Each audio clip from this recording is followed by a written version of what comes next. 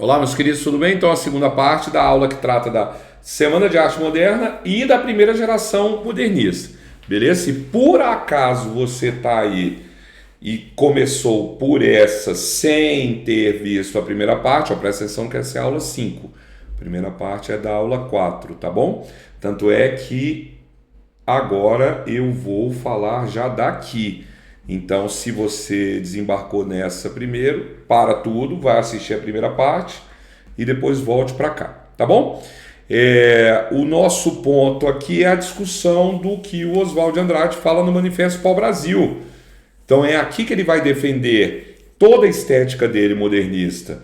Verso sem métrica, sem rima, sem estrofação, minimamente trabalhar com pontuação, valorizar a linguagem coloquial, valorizar os erros gramaticais, valorizar a cultura popular, classes sociais mais baixas, uma literatura que se baseie nos fatos, nos elementos do cotidiano. Tudo isso parte do Manifesto Pau-Brasil. Quando a gente estuda o Manuel Bandeira, e eu falo lá no Manuel Bandeira que o Manuel Bandeira defende as questões do Oswald de Andrade, ele está defendendo esses aspectos aqui, ó, que o Oswald de Andrade lança no Manifesto Pau-Brasil. E o Manifesto Pau-Brasil é o que vai dar a base para, olha aqui, ó, o lançamento do Pau-Brasil, do Oswald de Andrade, né? Eu separei alguns trechos aqui do Manifesto Pau-Brasil para a gente analisar, considerando que a leitura dele é uma leitura muito peculiar, porque ele é escrito meio que numa lógica modernista, né? A gente tem que ler como se fosse mesmo uma produção de arte moderna, como foram os manifestos lá fora, como foi o manifesto do Marinetti, do Felipe Marinetti, do futurismo, que foi um manifesto de 1909 que deixou Oswald de Andrade encantado, né? Primeira coisa aqui, a poesia existe nos fatos, o manifesto abre com isso. Então, olha o Oswald de Andrade trazendo a dinâmica de que a literatura não deve ser na lógica parnasiana dos grandes temas e tal, né? Que é o cotidiano que vai virar a matéria de poesia. A gente fala muito disso, tanto nos poemas da colonização do Oswald de Andrade, como nos poemas do Manuel Bandeira, beleza? Outra coisa, os casebres de açafrão e de ocre dos verdes da favela sob o azul cabralino são fatos estéticos. Então, o Oswald de Andrade vai defender uma arte que esteja trazendo temáticas das classes sociais mais baixas do povo brasileiro, né? Da favela. Olha como ele desce a literatura daquele pedestal. Lembremos que eles estão em oposição ao que vigorava na época, ao que fazia sucesso na época, que é o parnasianismo. O parnasianismo é o princípio da arte pela arte.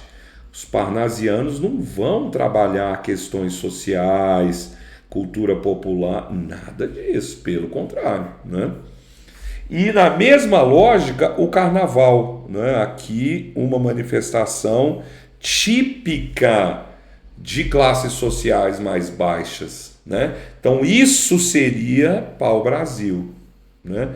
Ele cria um conceito de poesia de exportação, que é a chamada poesia Pau-Brasil, ó. Então essa poesia Pau-Brasil seria uma poesia de exportação. O que significa isso? É claro que é uma metáfora genial, né?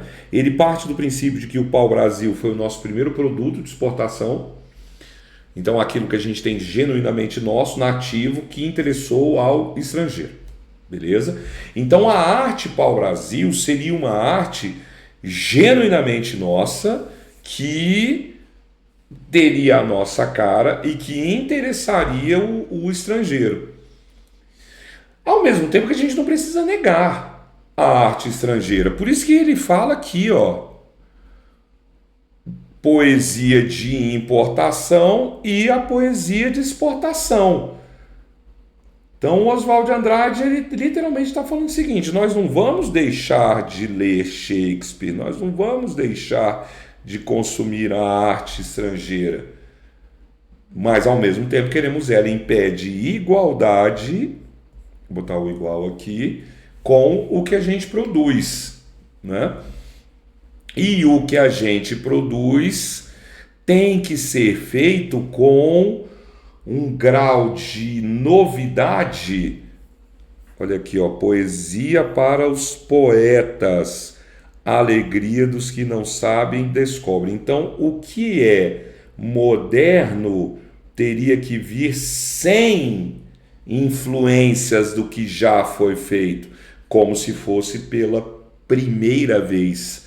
Por isso que ele fala do ver com olhos livres, né? E por isso que ele fala de nenhuma fórmula. Então, romper com todas as regras, romper com todas as normas é o que Oswald de Andrade defende como princípio de arte para o Brasil, de arte moderna, né?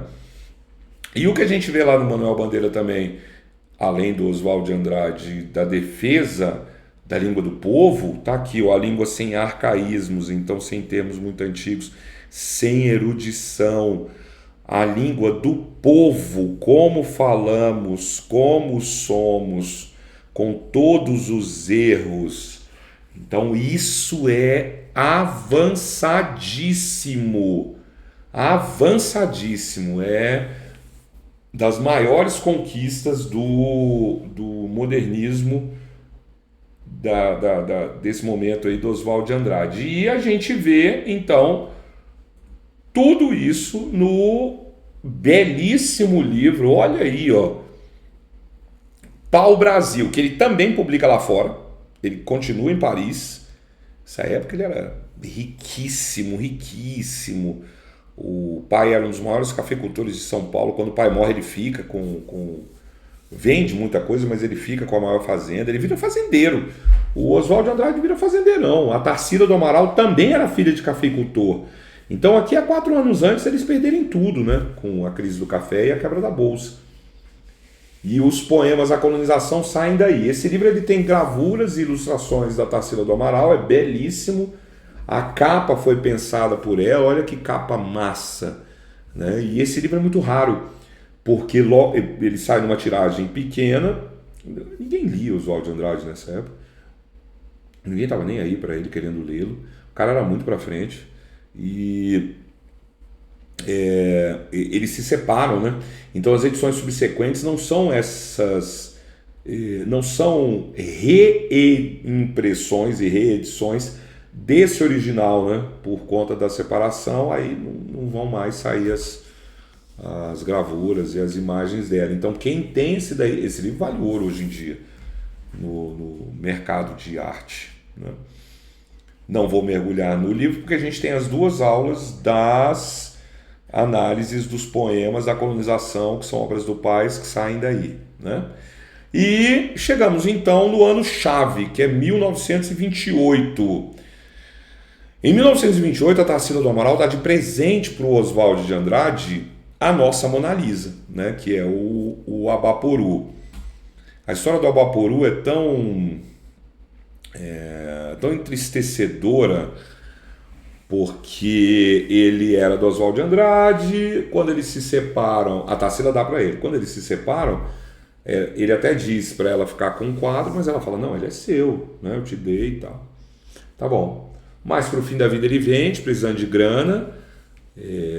Matarazzo compra, depois um merchan, um cara mesmo de arte, né? Um galerista aí chamado Raul Forbes compra. E o Forbes, ali na década de 80, precisa de grana. Então ele bota para vender, e quando você vê as entrevistas dele falando sobre a pintura, ele fala que menosprezaram, né, o quadro. O governo brasileiro não quer comprar, o governo de São Paulo não quer comprar, o cara vende ali para uns 280, agora eu não lembro ao certo, é 250, 280 mil dólares. Em valores de hoje, pouco mais de $1 milhão, né?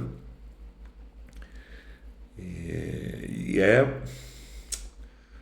uma pena, assim, sabe? Uma pena, porque o quadro vai parar nas mãos de um colecionador de arte argentino, que é o Constantini, que não tem nada a ver com isso. O quadro foi vendido, né?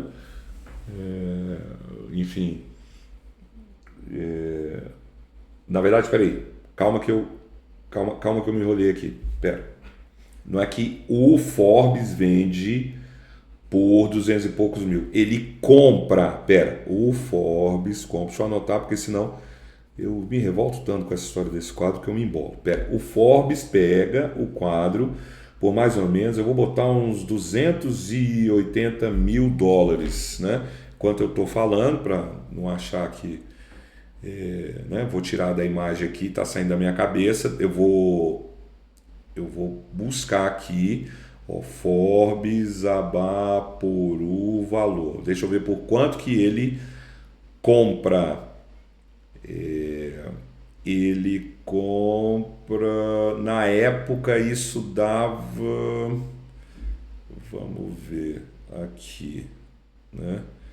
Ó, nossa, que doideira!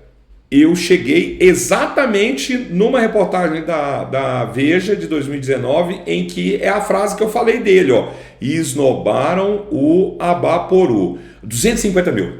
Pronto, tá aqui. Eu falei, quanto? 280? Deixa eu corrigir.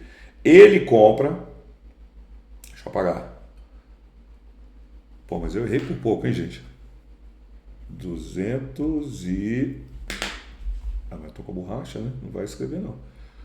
Ele compra por 250 mil, tá bom? Então, beleza. Aí, né? Ele compra o quadro ali em 80 e... Caramba, eu fechei aqui, né? Ele compra o quadro, ó, Forbes Abaporu, eu acho que é 85.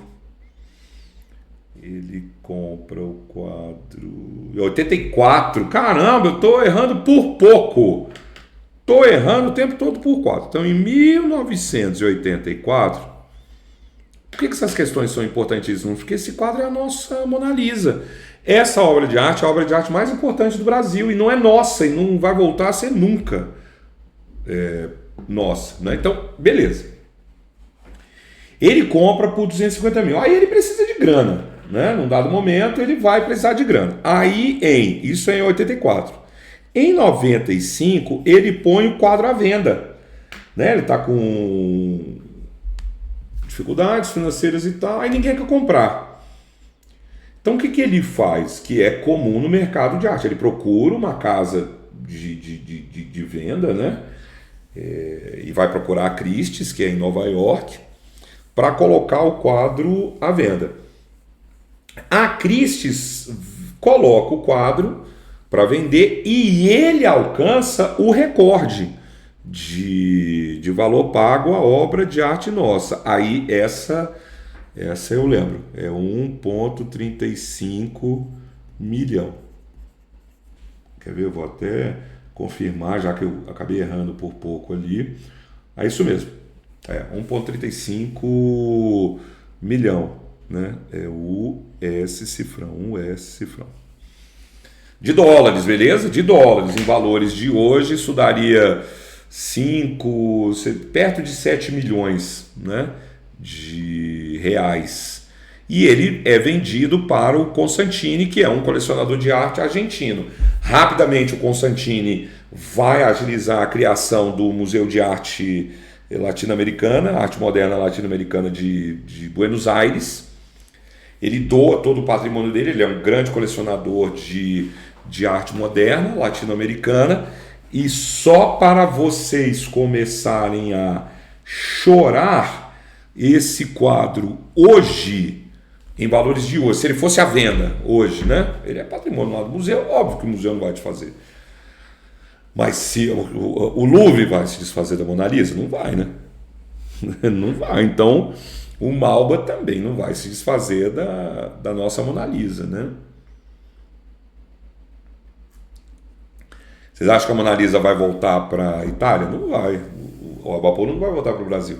Em valores de hoje, esse quadro seria vendido tranquilamente por 75 milhões de dólares. Era para esse quadro estar aqui, né?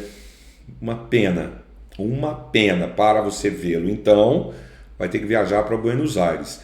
E esse quadro, essa pintura, é interessantíssima porque quando a Tarsila pinta, ela não coloca nome. E o Oswald de Andrade bate o olho nele e fala: pronto, esse quadro sintetiza tudo que eu venho pensando desde 1912, quando eu voltei da Europa, que é a incorporação de características de arte europeia para produzir uma arte genuinamente nossa. Então, em nenhum lugar do mundo esse quadro vai ser chamado de cubista ou de vanguarda europeia, mas ele tem elementos de cubismo, ele tem elementos de expressionismo, não é?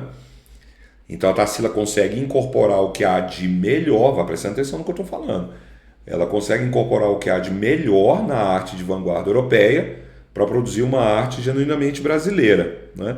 E aí o Oswald de Andrade cria o nome a partir de 3 outras palavras: aba, porá e u. Então, aba é um dos nossos, né? O homem que come toda a gente. Então, esse homem que come toda a gente é o Abaporu, o antropófago. Antropofagia não é canibalismo. Então, antropofagia é quando você pega, num ritual mágico, aquilo que há de melhor no inimigo e incorpora. Então, né, o Tupinambá vai lá comer o Guarani, né? O índio Guarani. Aí ele não vira um Guarani, ele incorpora a coragem do Guarani e ele se torna um Tupinambá mais forte agora com essa coragem. Isso vira um elemento estético que passa a ser a ideia da deglutição cultural. Então, o que significa isso? Significa que a arte brasileira ela é composta dessa relação de pegarmos o que há de melhor do estrangeiro para produzir algo genuinamente nosso, né? Comer aqui. Beleza? E logo na sequência, o que Oswald de Andrade faz? Ele cria a revista de antropofagia. Uma das curiosidades dessa revista de antropofagia é que na sua primeira edição, o Drummond lança o seu primeiro poema, né? Primeiro poema publicado, que é o No Meio do Caminho. No meio do caminho tinha uma pedra no meio do caminho. A Tarsila faz, assim como fizera no livro Pau Brasil, ela faz então, né, gravuras aqui para essa revista. E aqui então Oswald de Andrade coloca a síntese do seu pensamento modernista. O Manifesto Antropófago é, de certa maneira, uma sequência natural do Manifesto Pau Brasil. Eles não são opostos, eles são, de certa maneira, complementares. E os dois mais importantes documentos do nosso modernismo. E em alguns trechos aqui do manifesto que é sensacional. Então, só a antropofagia nos une socialmente, economicamente, filosoficamente, artisticamente. A antropofagia que é parte da nossa história, do nosso passado, tem relatos do quientismo, de práticas antropófagas. Então o Oswald de Andrade, brilhantemente, ele cria o princípio de que você não concebe o Brasil sem conceber que estamos falando de uma terra que desde a chegada do português, ela é estruturada de tal maneira que nós somos esse amálgama de coisas de Portugal, dos índios nativos daqui, das pessoas que vão nascer aqui, filhos de portugueses, filhos de índios, do português com a Índia, do português com a negra africana, das nações africanas, porque também vem toda essa questão dos africanos trazidos, né, de suas nações para serem escravizados aqui. Aí as influências múltiplas de vários outros países da Europa. Então o Brasil é a genuína antropofagia, não é? Porque o Oswald de Andrade ele parte do princípio de que é muito difícil você chegar naquele... Não, isso aqui é brasileiro, não tem influência nenhuma de quem veio de fora. Muito difícil, né? Mas o Brasil é esse conjunto de coisas que a gente diz que é só daqui. Porque a antropofagia, nesse olhar mais amplo, né, nós pegarmos o que há de melhor da cultura estrangeira, nós pegarmos o que há de melhor da sociedade estrangeira, nós pegarmos o que há de melhor dos elementos filosóficos e políticos de fora para misturarmos com o que é genuinamente nosso. Esse é o princípio dele, né? E ele diz que assim como nós, o mundo inteiro se constitui com essa incorporação das coisas das outras culturas, né? Ele é genial, né? Porque aí ele também, nessa hora, ele quebra o fato de que há uma coisa original francesa, original alemã, original americana, original chinesa, conversa. Todo mundo, no final das contas, é a incorporação das outras culturas para acrescentar elementos à sua própria, né? Essa frase é maravilhosa. To be or not to be, that's the question, do Shakespeare vira to be or not to be. O ser ou não ser do Hamlet vira ser brasileiro ou ser estrangeiro para nós, né? Então aqui é maravilhoso, né? O que é genuinamente brasileiro e o que não é. E ele volta então a esse olhar em vários momentos do manifesto, quando ele diz: só me interessa o que não é meu. Então, sou brasileiro e estou de olho o tempo todo no que é interessante, que não é da nossa cultura. Queremos a Revolução Caraíba, maior que a Revolução Francesa, ou a valorização do que é nosso. Todo mundo sabe falar da Revolução Francesa, né? Cai em prova, mas quase ninguém sabe falar da Revolução Caraíba. Então, a unificação de todas as revoltas eficazes na direção do homem. Porque estudar só o que é de fora, né? A gente fala da Primeira Guerra, mas não fala da Revolta dos Guararapes. A gente fala da Revolução Russa, não fala da Farroupilha. Então ele quer juntar tudo, né? Porque no final das contas, como ele disse antes, que a única lei do mundo é a antropofagia, a Europa sem nós não teria sequer a sua declaração dos direitos do homem. Então vejam que o Oswald de Andrade, ele é genial nesse manifesto, né? Mas estava muito à frente do tempo dele. Vocês sabem quando que o Oswald de Andrade vai começar a ser reconhecido? Década de 50 para 60, quando os irmãos Haroldo e Augusto de Campos vão começar a revisitá-lo e a estudá-lo e a pesquisar os livros dele que ninguém lia. E os manifestos dele vão ser a base para a Tropicália. A Geleia Geral do Gil, do Caetano, ela é a antropofagia do Oswald de Andrade. Aí o cinema novo vai beber nessa fonte. Daí em diante, o que nós somos hoje reflete muitíssimo o que o Oswald de Andrade lança aí, provando que ele estava certo mesmo, né? Ele morre sem ser reconhecido. Em 1954, pouquíssimo tempo antes então de ser reconhecido, no leito de morte ele fala assim: o povo ainda há de comer do meu biscoito fino. Muito amarguradamente ele fala isso.